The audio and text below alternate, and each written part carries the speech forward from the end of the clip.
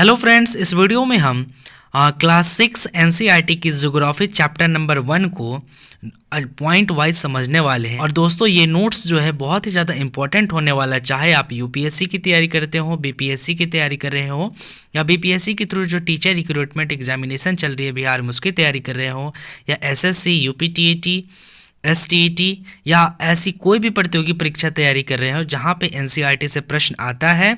तो दोस्तों ये जो वीडियो है आपके लिए काफ़ी ज़्यादा इंपॉर्टेंट होने वाली है। और दोस्तों इस चैनल पे एनसीईआरटी के सभी विषयों के चैप्टर वाइज नोट्स आपको मिलेंगे, इसलिए आप चैनल को सब्सक्राइब ज़रूर कर लीजिएगा।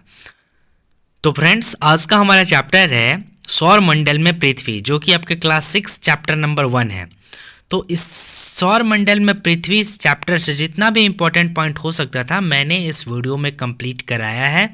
आपको क्या करना है, पेन कॉपी लेना है और मैं जितने पॉइंट को बता रहा हूँ आपको लिखते जाना है, क्योंकि यहीं से आप जो है अपनी एनसीईआरटी की आप तैयारी कर सकते हैं और आपको नोट्स बनाने की भी ज़रूरत नहीं पड़ेगी। तो दोस्तों हमारा सबसे पहला पॉइंट है वो है कि पूर्ण चंद्रमा वाली रात को क्या कहते हैं। तो पूर्ण चंद्रमा वाली रात को पूर्णिमा कहते हैं। जब आसमान में रात के समय जब चंद्रमा पूरा गोल दिखाई देता है तो उस समय को क्या कहेंगे, पूर्णिमा कहेंगे। लेकिन अगर रात में चंद्रमा जो है आसमान में बिल्कुल भी दिखाई नहीं दे, एकदम थोड़ा सा भी नहीं दिखाई दे, उस रात को हम क्या कहते हैं, अमावस्या कहते हैं। तो पूर्णिमा और अमावस्या आप समझ गए। नेक्स्ट पॉइंट पे चलते हैं। रात के समय आसमान में चमकने वाली सभी वस्तुएं खगोलीय पिंड कहलाती हैं। देखिए आसमान में जितने भी वस्तु जो चमकते हैं, रात हो या दिन हो, उसको क्या कहते हैं, खगोलीय पिंड कहते हैं। जैसे कि सूर्य, चंद्रमा, तारा आदि, तो इन सभी को क्या कहेंगे, खगोलीय पिंड कहेंगे।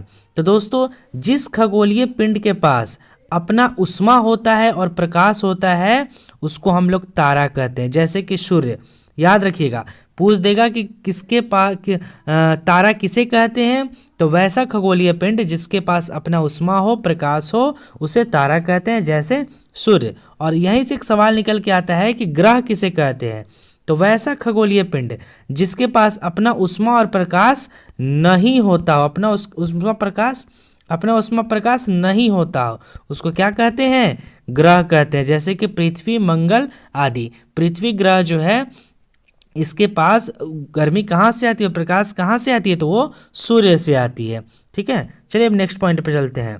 नेक्स्ट पॉइंट है कि नक्षत्र मंडल किसे कहते हैं। तो देखिए आसमान में तारों के समूहों द्वारा बनाई गई अलग अलग आकृति को क्या कहते हैं, नक्षत्र मंडल कहते हैं। अब पूछ देगा कि दो नक्षत्र मंडल या एक नक्षत्र मंडल का एग्जाम्पल दीजिए।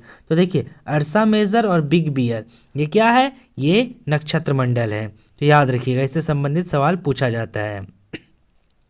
नेक्स्ट पॉइंट है सप्तऋषि यानी 7 तारों का समूह, जो कि अर्सा मेजर का भाग है। यहाँ से क्वेश्चन एग्जाम में पूछेगा कि सप्तऋषि जो है वो किस नक्षत्र मंडल का भाग है, तो अर्सा मेजर नक्षत्र मंडल का भाग है। और सप्तऋषि का मतलब होता है 7 तारा।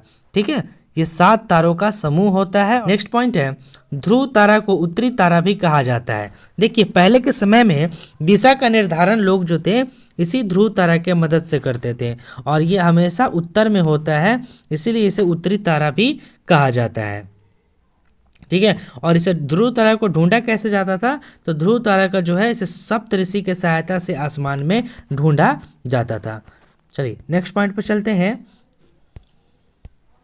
ग्रह का इंग्लिश वर्ड होता है प्लैनेट, जो कि ग्रीक के प्लेंटियाई शब्द से लिया गया है, जिसका प्लेंटियाई का अर्थ क्या होता है, चारों ओर घूमने वाला। नेक्स्ट पॉइंट है पृथ्वी के सबसे नज़दीक का तारा कौन है, तो पृथ्वी के सबसे नज़दीक का तारा जो है वो सूर्य है। ठीक है, चलिए अब आगे चलते हैं। देखिए बृहस्पति, शनि तथा यूरेनस के चारों ओर छल्ले विभिन्न पदार्थों के असंख्य छोटे छोटे पिंडों से बनी पट्टियां हैं। आप देखते होंगे पिक्चर में कि चाहे वो बृहस्पति ग्रह है, मान लीजिए ऐसे हो गया, इसके किनारे में ऐसे छल्ला रहता है। ये छल्ला पता है क्या रहता है, ये छोटे छोटे असंख्य पिंड रहते हैं जो कि इस बृहस्पति, शनि और यूरेनस के चारों तरफ घूमते रहते हैं। इसे घूमने की गति के कारण जो है ये हमें छल्ला दिखाई देता है। चलिए अब दोस्तों नेक्स्ट पॉइंट पर चलते हैं। हमारा सौरमंडल जो है उसमें कुल कितने ग्रह हैं, तो हमारे सौरमंडल में कुल 8 ग्रह हैं, और इन 8 ग्रहों को 2 भागों में बांटा गया है, आंतरिक के नाम पे और बाह्य के नाम पे। तो देखिए आंतरिक ग्रह में आता है बुध, शुक्र, पृथ्वी और मंगल, और बाह्य ग्रह में आता है बृहस्पति, शनि, यूरेनस और नेपच्यून। समझ गए। अब नेक्स्ट पॉइंट पे चलते हैं। तो देखिए पूछ देगा एग्जाम में कि सौर मंडल का केंद्र कौन है, तो सौर मंडल का केंद्र जो है वो सूर्य है। ठीक है। और अब चलेंगे हम बुध ग्रह के बारे में जानेंगे। तो देखिए बुध ग्रह के बारे में ये हम समझते हैं। बुध की जो दूरी है सूर्य से वो 58 मिलियन यानी 580 लाख किलोमीटर है। और ये बुध जो है वो सूर्य का परिक्रमा करने में 88 दिन लगाता है और अपने अक्ष पे घूर्णन करने में 59 दिन लगाता है। अब दोस्तों यहाँ बात निकल के आती है परिक्रमा की और घूर्णन की। तो आइए मैं आपको समझा देता हूँ। मान लीजिए यहाँ पे सूर्य है और इस सूर्य की चक्कर जो है ये बुध लगा रहा है, यानी कि इसके किनारे ऐसे ऐसे गोल गोल गोल गोल घूम रहा है। तो ये जब सूर्य का किनारा सूर्य के चारों तरफ घूम रहा है, इसको क्या कहेंगे, परिक्रमा कहेंगे। लेकिन ये बुध जो है अपने अक्ष पे ही, यानी कि ये अपने अक्ष पे एक बार पूरा गोल गोल घूम रहा है, इसको क्या कहेंगे, घूर्णन कहेंगे। तो परिक्रमा और घूर्णन समझ गए। नहीं भी समझे तो देखिए मैं आपको फिर एक बार बता रहा हूँ। आप अगर भगवान के सामने जाके खड़ा होते हैं और उनके मंदिर के चारों ओर घूमते हैं, उसको परिक्रमा कहते हैं। लेकिन अगर आप भगवान के स्थान पे, भगवान के पास जाके खड़े हैं और अपने ही जगह पे चारों दिशा में घूम गए गोल गोल, उसको घूर्णन कहेंगे। अब बात आप समझ गए होंगे कि परिक्रमा और घूर्णन क्या होता है। ठीक है। अब यहाँ पे हम चलेंगे शुक्र के बारे में। तो देखिए शुक्र ग्रह जो है ये सूर्य से 10 करोड़ 80 लाख किलोमीटर दूर है और इसको परिक्रमा करने में सूर्य का 255 दिन लगता है और घूर्णन कितने दिनों में करता है, 243 दिनों में करता है। अब आइए हम बात करते हैं अपना ग्रह पृथ्वी के बारे में। तो देखिए पृथ्वी जो है ये सूर्य से 15 करोड़ किलोमीटर दूर है लगभग, और इसको परिक्रमा करने में सूर्य का 365 दिन लगता है और अपने जगह पे घूर्णन करने में 1 दिन लगता है। और पृथ्वी का चंद्रमा कितनी है, तो पृथ्वी की कुल चंद्रमा 1 है। अब हम बात करेंगे यूरेनस की। तो देखिए यूरेनस जो है वो सूर्य से 2,869 यानी कि 2,869 मिलियन किलोमीटर दूर है और ये सूर्य की परिक्रमा 84 साल में पूरा करता है और इसको घूर्णन करने में अपने अक्ष पे 17 घंटा 14 मिनट लगता है। और यूरेनस की चंद्रमा की संख्या 27 है। तो दोस्तों यहाँ से क्वेश्चन पूछ देता है कि यूरेनस का जो चंद्रमा की संख्या कितनी है, तो 27 है, यानी कि यूरेनस की प्राकृतिक उपग्रह जो है इसकी संख्या कितनी है, 27 है। चंद्रमा कहने का मतलब है प्राकृतिक उपग्रह। अब हम बात करेंगे मंगल की। तो देखिए मंगल जो है वो पृथ्वी से 22 करोड़ मंगल जो है सूर्य से 22 करोड़ 80 लाख किलोमीटर दूर है और ये जो सूर्य का परिक्रमा 687 दिन में कंप्लीट करता है और अपने घूर्णन को 1 दिन में कंप्लीट करता है। और चंद्रमा इसके सूर्य मंगल का कितना है, 2 है। दोस्तों आपको क्या करना है कि इसको कॉपी में नोट डाउन करते चलना है, क्योंकि ये बहुत ही ज़्यादा इंपॉर्टेंट नोट्स हैं और ये एनसीईआरटी का सीरीज मैं अभी इस चैनल पर चलाऊंगा ताकि सभी एनसीईआरटी के जो चैप्टर है के नोट्स हैं वो आपको आसानी से अवेलेबल हो सके। हमारे जितने भी हिंदी मीडियम के साथी हैं यूपीएससी के जो तैयारी कर रहे हैं। ठीक है दोस्तों, चलिए अब हम बात करेंगे नेपच्यून की। तो देखिए नेपच्यून जो है 449.6 करोड़ किलोमीटर दूर है सूर्य से और यह परिक्रमा करता है 164 साल में। उसको सूर्य की परिक्रमा करने में 164 साल लग जाता है, बताइए कितना दूर है। और इसको अपने अक्ष पे घूर्णन करने में 16 घंटा 7 मिनट लगता है और इसका चंद्रमा कितना है, 13 है। इन सब बातों को याद कर लीजिएगा। चलिए नेक्स्ट पॉइंट है हमारा बृहस्पति। बृहस्पति जो है वो सूर्य से 77 करोड़ 83 लाख किलोमीटर दूर है और इसको परिक्रमा करने में 11 साल 11 माह यानी कि करीबन 12 साल लगता है सूर्य का परिक्रमा करने में। और अपने अक्ष पे घूमने में 9 घंटा 56 मिनट लगता है। और इसका चंद्रमा कितना है कुल, तो इसका चंद्रमा जो है टोटल 53 है। चलिए बात क्लियर हो गया। अब आते हैं हम शनि पे। तो देखिए शनि ग्रह जो है दोस्तों ये सूर्य से 1427 मिलियन किलोमीटर दूर है और इसको परिक्रमा करने में 29 साल 5 महीना लगता है सूर्य का। और घूर्णन करने में 10 घंटा 40 मिनट लगता है और चंद्रमा जो है इसकी कुल 53 है। तो यहाँ से सवाल पूछ देगा कि शनि की चंद्रमा कितनी है, तो 53 है। अब आइए हम समझते हैं आंतरिक ग्रह किसे कहते हैं। तो देखिए सूर्य के बहुत नज़दीक जो होते हैं ग्रह और ये नज़दीक होते हैं और चट्टानों से बने होते हैं। तो वैसे ग्रह जो सूर्य के बहुत नज़दीक है और चट्टान से बने हैं उनको आंतरिक ग्रह कहते हैं। और वैसे ग्रह जो सूर्य से बहुत दूर है और बड़ा आकार गैस और तरल पदार्थ से बना होता है उसे बाह्य ग्रह कहते हैं। चलिए अब बात हम करेंगे खगोल शास्त्री का। तो देखिए, खगोलीय पिंडों एवं उनके गति के संबंध में अध्ययन करने वाले को क्या कहते हैं? खगोल शास्त्री कहते हैं। और ये भारत के एक खगोल शास्त्री थे जिनका नाम था आर्यभट्ट। इनका कहना था कि सभी ग्रह तथा चंद्रमा परावर्तित सूर्य प्रकाश के कारण ही चमकते हैं। अब आइए हम बात करेंगे पृथ्वी की। तो देखिए, सूर्य जो है पृथ्वी से तीसरा ग्रह है दूरी के हिसाब से, ठीक है। सूर्य से पृथ्वी तीसरा ग्रह है दूरी के हिसाब से, और आकार में पांचवा सबसे बड़ा ग्रह है कौन? हमारी पृथ्वी। पृथ्वी की जो आकार है दोस्तों, वो दोनों ध्रुवों पे हल्की चपटी है, जैसे कि यहाँ पे और यहाँ पे दोनों ध्रुवों पे हल्की चपटी है, जिसके कारण इसको भू आप भी कहा जाता है। और दोस्तों, पृथ्वी जो है सबसे अद्भुत ग्रह है। क्यों ज़्यादा अद्भुत ग्रह है? क्योंकि यहाँ पे जीवन है, और जीवन इसलिए है क्योंकि पृथ्वी ना ज़्यादा गर्म है ना ज़्यादा ठंडी है। यहाँ पे पानी अवेलेबल है, हवा अवेलेबल है, ऑक्सीजन अवेलेबल है, पेड़ पौधे अवेलेबल है, इसलिए पृथ्वी पे जो है जीवन संभव हो सका है। नेक्स्ट पॉइंट है कि अंतरिक्ष में देखने पर पृथ्वी नीला रंग की दिखती है, ठीक है। अंतरिक्ष से आप जब देखिएगा पृथ्वी को तो नीले रंग की दिखेगी। नीले रंग की क्यों दिखेगी? क्योंकि पृथ्वी का 2/3 हिस्सा जो है वो पानी से भरा हुआ है, और इसीलिए पृथ्वी को नीला ग्रह भी कहते हैं। नेक्स्ट पॉइंट है, प्रकाश की गति जो है वो कितनी है? तो 3 लाख किलोमीटर पर सेकेंड है। और सूर्य से पृथ्वी तक प्रकाश को पहुंचने में कितना समय लगता है? तो 8 मिनट का समय लगता है। दोस्तों, आपको करना क्या है कि सारे पॉइंट को कॉपी में नोट डाउन करते चलना है और अपना नोट्स बनाते चलना है। पृथ्वी का उपग्रह कौन है? तो पृथ्वी का उपग्रह जो है वो चंद्रमा है। और रोमन कहानी में सोल का मतलब सूर्य देवता होता है। जब भी आप रोमन कहानी सुनेंगे तो सोल उसमें अगर कहा जाए तो समझिए कि इसका क्या मतलब है? सूर्य देवता। सौरमंडल, अब आइए हम जानते हैं सौरमंडल क्या है। तो सूर्य एवं 8 ग्रह, उपग्रह, खगोलीय पिंड, क्षुद्र ग्रह एवं उल्का पिंड, ये सब मिलकर सौरमंडल बनाते हैं। और सौरमंडल का मुखिया कौन होता है? तो सौरमंडल का मुखिया सूर्य होता है।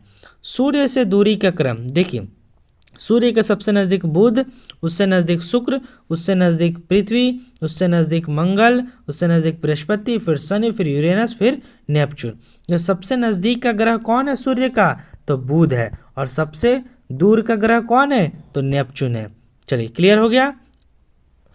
नेक्स्ट पॉइंट है, सूर्य पृथ्वी से लगभग 15 करोड़ किलोमीटर दूर है। अब आइए हम बात करते हैं कक्षा की, यानी कि ऑर्बिट की। तो देखिए, बीच में सूर्य होता है और सूर्य के चारों तरफ एक दीर्घवृत्ताकार ऑर्बिट बना होता है, जिसे हम कक्षा कहते हैं। उसी कक्षा में सभी ग्रह जो है सूर्य की परिक्रमा करते हैं, प्लस अपने अक्ष पे घूर्णन करते हैं। तो जो कक्षा होती है वो कैसी होती है? ऑर्बिट कैसी होती है? तो दीर्घवृत्ताकार होती है।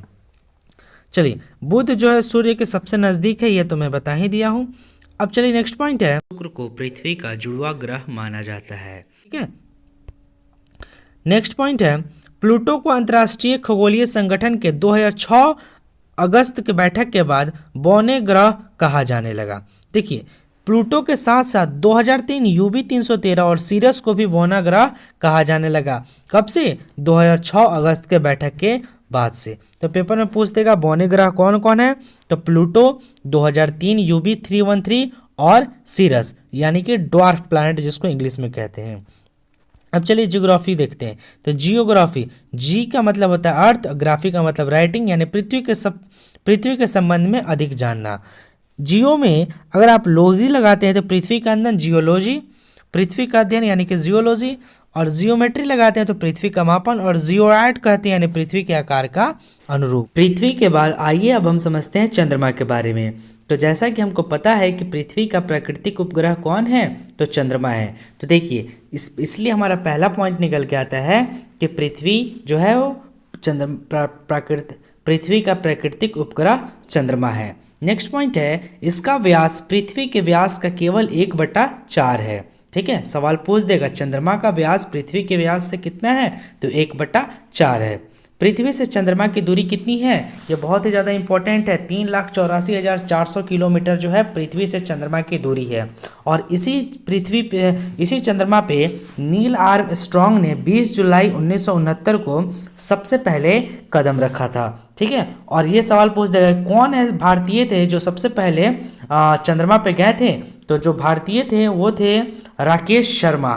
जो कि सबसे पहले चंद्रमा पे गए थे भारत के तरफ से। ठीक है दोस्तों, अब जानते हैं उपग्रह किसे कहते हैं। तो देखिए, जो ग्रहों के चारों ओर चक्कर लगाता है उसे उपग्रह कहते हैं। पहले तो हम लोग समझ चुके हैं कि सन का जो चक्कर लगाए वो ग्रह, और इस ग्रह का जो चक्कर लगाए वो उपग्रह। ठीक है, बात समझ गए। सूर्य का चक्कर जो लगाता है उसे ग्रह कहते हैं, और ग्रह का जो चक्कर लगाता है उसे उपग्रह कहते हैं। तो ये उपग्रह जो होता है दोस्तों, ये दो तरह का होता है, एक प्राकृतिक और एक कृत्रिम। प्राकृतिक का मतलब होता है जो भगवान के द्वारा बनाया गया हो, और कृत्रिम का मतलब होता है कि जो इंसान के द्वारा बनाया गया हो। तो देखिए, भगवान के द्वारा कुल जो है अभी तक जितने उपग्रह ज्ञात हुए हैं वो कुल 185 उपग्रह हैं। ठीक है, दो का मैं आपको नाम यहाँ बताया हूँ, चंद्रमा और गैनीमेड।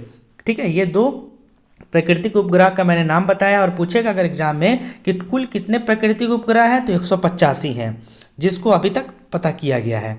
और कृत्रिम उपग्रह जो है दोस्तों, यहाँ पे 3 नाम मैंने लिखा है, इनसेट, IRS और एडुसेट।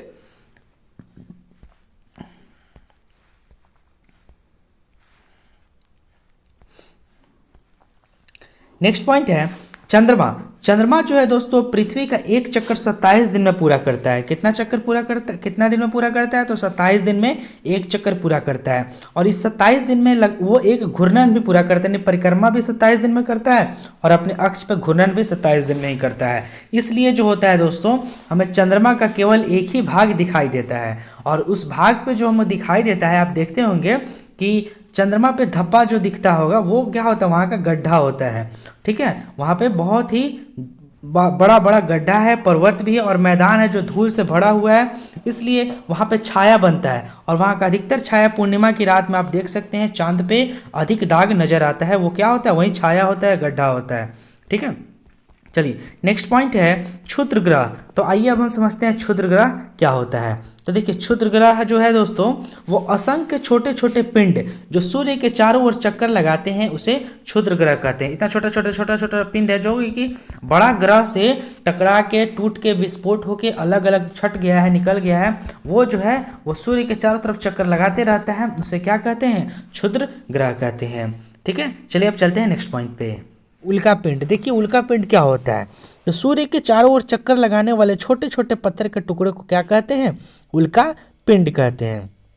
कभी ये बिना जले पृथ्वी पे गिर जाते हैं, जिससे गड्ढा बन जाता है। देखिए, ये जब उल्का पिंड पृथ्वी के पास जब आता है तो कभी कभी ये गिरने लगता है। ठीक है, तो गिरते गिरते ये क्या होता है, जब पृथ्वी पे गिरता है तो घर्षण के कारण ये जल जाता है। लेकिन कभी कभी जब जलता नहीं है और हल्का जल के पृथ्वी पे गिरता है, तो जहाँ गिरता है वहाँ क्या बना देता है, गड्ढा बना देता है। नेक्स्ट पॉइंट है आकाशगंगा। देखिए, आकाशगंगा जो है करोड़ों तारों एवं बादलों तथा गैसों का एक प्रणाली है, और हम जिस आकाशगंगा में रहते हैं उसका नाम है मिल्की वे गैलेक्सी। और हमारा जो सौरमंडल है इसी मिल्की वे गैलेक्सी का एक भाग है, और हमारे ब्रह्मांड में इस तरह की लाखों आकाशगंगाएं मिलकर रहती हैं। अगर लाखों आकाशगंगाएं हैं जिसे मिलकर ब्रह्मांड का निर्माण हुआ है। तो दोस्तों, ये था क्लास 6 NCERT ज्योग्राफी का चैप्टर नंबर 1। आई होप कि एक भी पॉइंट नहीं छूटा होगा। ठीक है, इसको आप नोट डाउन कर लीजिए, आपका जो है चैप्टर नंबर 1 कंप्लीट हो जाएगा। ठीक है फ्रेंड्स, मिलते हैं नेक्स्ट वीडियो में। Thank you so much.